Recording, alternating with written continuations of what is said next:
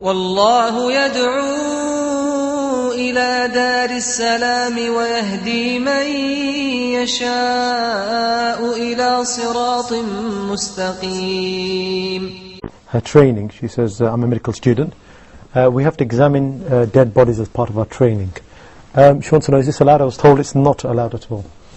Well, you will hear most of the scholars quoting the quote that حُرْمَةُ الْمُسْلِمِ مَيِّتًا كَحُرْمَتِهِ حَيًّا, which is not a hadith, rather the hadith which is collected by Abu Dawood, Ibn Majah and others, عن عائشة رضي الله تعالى عنها وأرضاها أن النبي صلى الله عليه وسلم قال كسر عظم المسلم ميتا ككسر عظمه حيا, which literally means that breaking the bones of the dead body of a Muslim is as haram, as prohibited, and as sacred as breaking his bones while he or she is alive.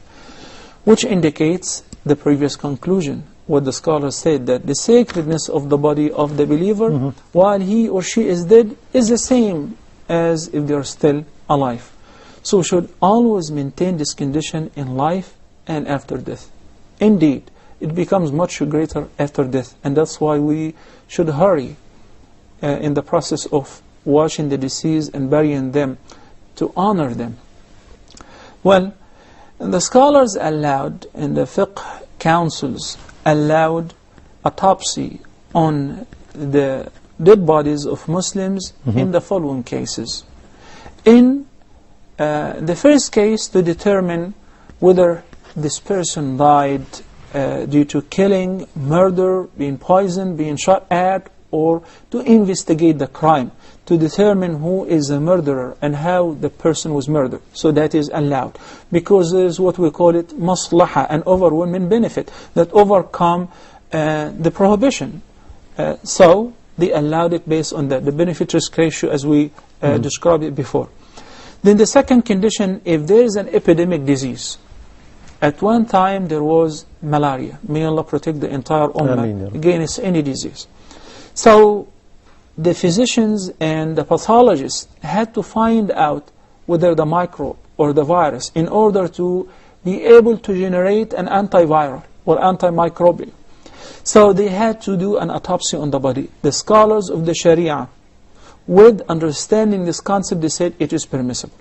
But as far as humiliating the disease of a Muslim body simply so that the students in medical school would attend anatomy session and start playing with the body and with the body parts of the dead person, the vast majority of the scholars said this is totally prohibited.